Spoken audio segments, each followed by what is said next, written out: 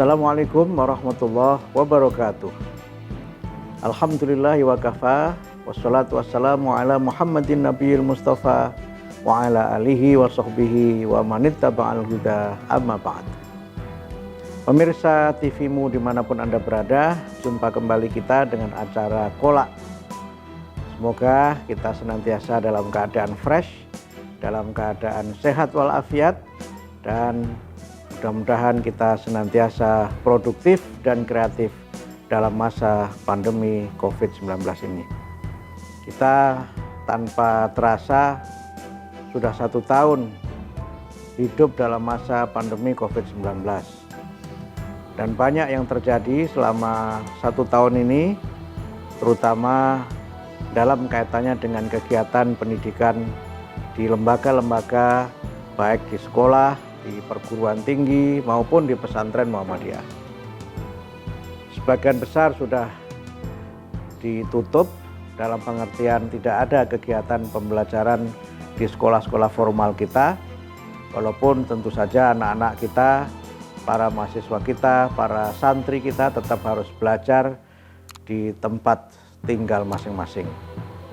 Tetapi ini tidak senantiasa dan tidak selalu mudah, karena ternyata belajar daring itu terasa garing, terasa kering, bahkan kadang-kadang juga terasa boring, terasa membosankan. Apalagi memang kita harus senantiasa mencari kreativitas dan mengatasi berbagai kesulitan dalam pembelajaran daring ini. Sebagian ada yang mengalami kesulitan karena tidak memiliki teknologi, tidak ada alatnya, tidak ada gadget. Sebagian yang punya gadget tidak punya kuota, tidak ada pulsa. Dan kalau toh ada kuota, ada pulsa, guru-guru kita juga kadang-kadang kehilangan daya kreativitas untuk bagaimana mengisi konten dan menyajikan pembelajaran secara menarik. Tapi seiring waktu kita semua dapat mengatasi itu dengan baik. Walaupun tentu saja masih ada kendala yang tidak dapat kita abaikan dan tidak bisa kita pandang sebelah mata. Berbagai persoalan terjadi. Misalnya anak-anak kita ternyata tidak cukup memiliki stamina untuk belajar di rumah.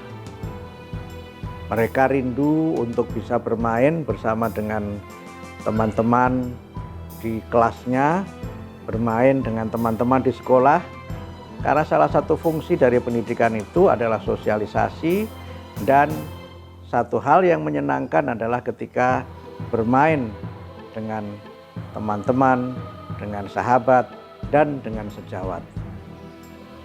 Tantangan berikutnya adalah bagaimana kegiatan evaluasi pembelajaran tetap harus dilaksanakan. Dan ini juga bukan sesuatu yang mudah. Belum lagi persoalan yang saya kira lebih serius adalah kekhawatiran kita bahwa dalam masa pandemi ini kita akan mengalami generation gap, bahkan mungkin lost generation. Generation gap itu terjadi apabila anak-anak kita ini memang tidak dapat belajar maksimal, sehingga terjadi kesenjangan antar generasi. Bahkan kalau ini tidak segera diatasi, kita juga bisa mengalami lost generation atau keterputusan generasi yang memang akan berakibat serius terhadap kualitas sumber daya manusia kita. Pemirsa yang dirahmati Allah, dalam masa pandemi ini kita melihat berbagai temuan penelitian yang menunjukkan bahwa angka kejenuhan, bahkan angka gangguan mental dan gangguan jiwa cenderung meningkat. Ini tidak hanya dialami oleh anak-anak kita, oleh para siswa-siswi kita, tapi juga sebagian dialami oleh para orang tua. Ternyata rumah kita juga belum bisa menjadi tempat pendidikan yang baik bagi putra-putri kita. Ungkapan baiti madrasati, rumahku sekolahku, itu mudah dikatakan tetapi tidak mudah diwujudkan. Karena apa? Pertama, ternyata beban belajar anak-anak kita sangat berat. Dan tidak semua orang tua memiliki cukup waktu untuk mendampingi putra-putrinya belajar di rumah. Yang kedua, kalau toh mereka punya waktu mendampingi, mereka tidak mampu untuk memberikan solusi ketika ada pertanyaan dari putra-putrinya terkait dengan materi pelajaran yang diberikan oleh guru-gurunya. Ini juga menjadi masalah tersendiri. Bahkan tidak sedikit justru kesempatan belajar di rumah itu menimbulkan masalah baru.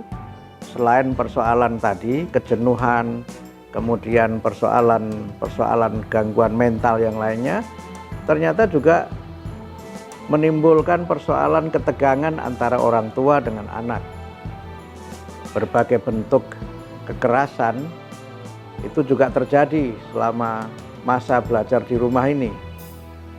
Dan oleh karena itu maka perlu ada solusi bagaimana agar belajar di rumah, pembelajaran jarak jauh ini tetap menjadi bagian dari ikhtiar kita untuk memberikan pelayanan pendidikan yang terbaik bagi putra-putri kita. Kita akan bicarakan lebih lanjut pada sesi yang berikut. Pemirsa TV-mu yang dirahmati Allah, bagaimana kita menjadikan rumah kita ini sebagai institusi atau tempat belajar atau tempat yang edukatif. Yang pertama bisa kita ciptakan dengan interaksi antara orang tua dengan anak, orang tua dengan sesama orang tua, ayah dengan ibu dan seterusnya, yang semuanya merupakan bagian dari upaya kita memberikan pendidikan kepada anak-anak kita. Yang kedua, orang tua juga perlu hirau terhadap permasalahan yang dihadapi oleh anak-anaknya ketika belajar. Apa kesulitan yang mereka hadapi? Paling tidak jika tidak mampu kita memberikan bantuan untuk hal-hal yang berkaitan dengan materi, kita bisa memberikan semangat agar anak-anak kita bisa tetap memiliki motivasi. Kemudian yang ketiga bisa dengan berbagai kegiatan di rumah, misalnya memasak atau kegiatan lain yang di situ bisa kita ciptakan sebagai bagian dari proses edukatif.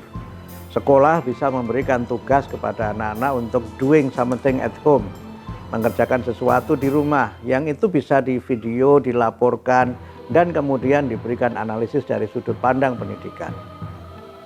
Yang keempat, tentu saja rumah kita bisa menjadi sarana pendidikan dengan kegiatan-kegiatan keagamaan yang kita laksanakan di rumah.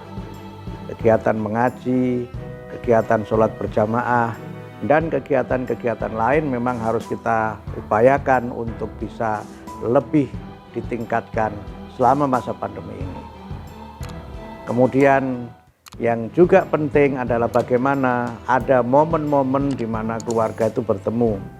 Bisa saja momen di mana mereka nonton TV bersama, kemudian memilih program yang tepat, memilih program yang punya nilai pendidikan, punya nilai edukatif, dan kemudian ada kebersamaan, ada suasana di mana dalam keluarga itu tercipta interaksi-interaksi yang konstruktif.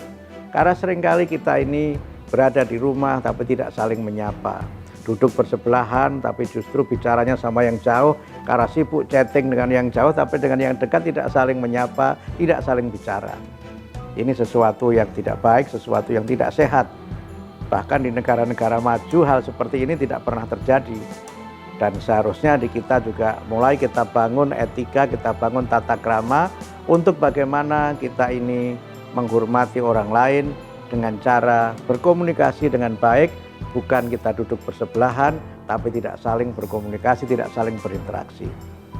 Karena itulah maka berbagai kekhawatiran itu tidak boleh berhenti hanya pada kita khawatir saja, tanpa ada solusi, tanpa ada jalan keluar. Dan inilah yang saya kira menjadi tantangan kita bersama-sama, bagaimana agar kita tetap produktif, bagaimana kita tetap kreatif. Pemirsa, pandemi ini tidak boleh menjadi bagian dari fase dan episode di mana kita kemudian pasrah pada keadaan. Tidak boleh kita berhenti hanya karena berbagai kesulitan itu memang begitu berat untuk kita jalani. Kita yakin keterbatasan justru menjadi peluang untuk kita melakukan terobosan-terobosan, mencoba inovasi yang baru. Dan ternyata itu terjadi.